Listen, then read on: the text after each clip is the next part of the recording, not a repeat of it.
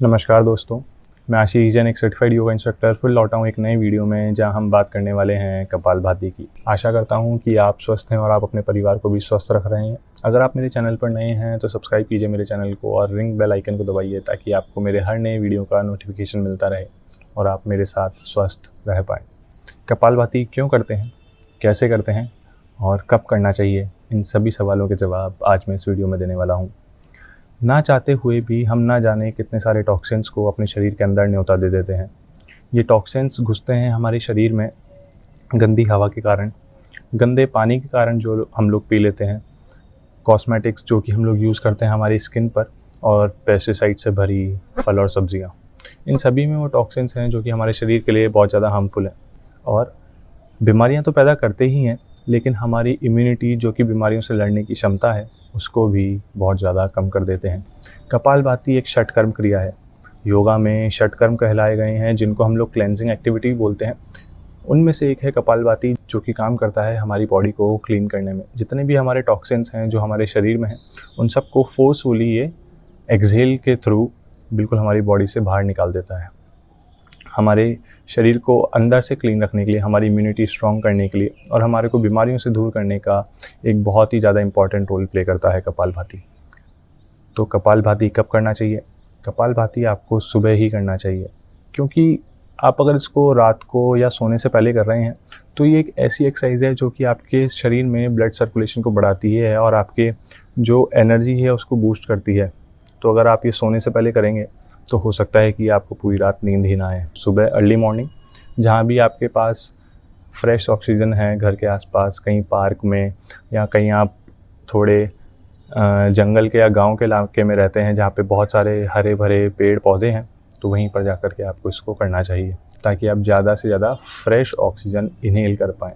कपालभाति कैसे करते हैं जानने से पहले ये जानना बहुत आवश्यक है कि कौन कौन कपालभाति कर सकते हैं। तो मैं आपको बता दूं कि जिनको डायबिटीज़ या साइनस है वो लोग भी कपालभाति को कर सकते हैं, लेकिन अगर आपको बीपी या हाइपरटेंशन है तो आप कपालभाति कर सकते हैं, लेकिन आपकी जो स्पीड है कपालभाति की वो एकदम बिगिनर लेवल वाली रहेगी। एकदम आपको स्लो करना है, एकदम आकर के स्पीड अप नहीं करनी है, धीरे धीरे बिल्कुल आराम से करना है, ताकि आपके जो बॉडी है, जो आपका हार्ट है, उस पर कम से कम लोड आए। ऐसा आपको ध्यान रखना है। कपालभाति में करना क्या होता है कि जब आप एक्सहेल करेंगे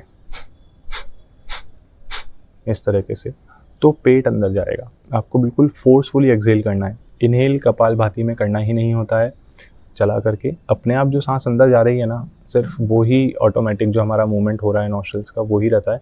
ऐसा नहीं है कि आपने सांस अंदर खींची और फिर छोड़ी, फिर खींची फिर छोड़ी, ऐसा नहीं है।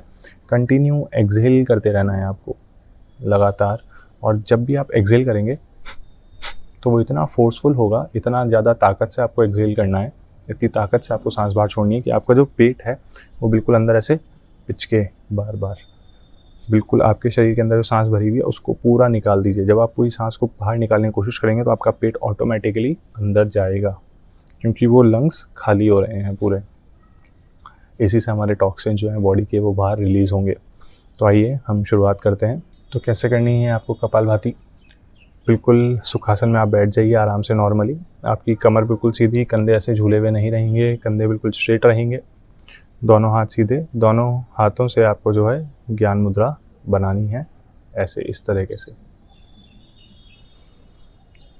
एक बहुत ही ज़्यादा नॉर्मल जो मैं मिस्टेक देखता हूँ लोगों के अंदर, वो ये है कि वो कपालभाति करते वक्त स्टार्टिंग में तो सीधे बैठे रहते हैं, लेकिन एंड में आते आते उनका शरीर ऐसे हो जाता है और कंधे बिल्कुल लटक जाते हैं इस तरह। ये गलती आप ना करें, क्योंकि इस तरह से आप कपालभाति तो गलत तरीके से कर ही रहे हैं, लेकिन कपालभाति करने के जो अनगिनत फ़ायदे हैं उनका भी आप लाभ नहीं उठा पाएंगे। तो इस बात का गौर कीजिएगा। कमर बिल्कुल सीधी, नॉर्मल हम लोग 1-2 बार इनहेल एक्सहेल करेंगे।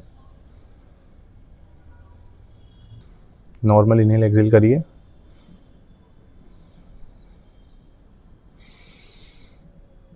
और अब बिल्कुल सिर्फ एक्सहेल करना है।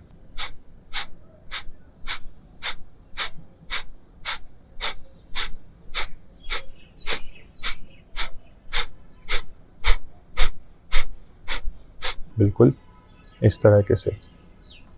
ध्यान रखिए कि आप जोश-जोश में आके इसको ऐसा ना करें कि आप 100 रेपिटेशन कर लें, 120 रेपिटेशन कर लें या उससे भी ज़्यादा एक ही दिन में।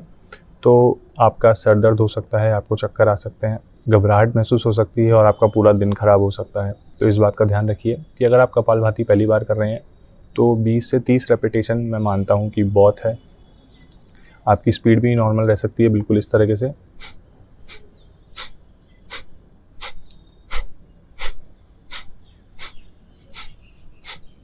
बिल्कुल ऐसे भी आपको नॉर्मल स्पीड रख सकते हैं।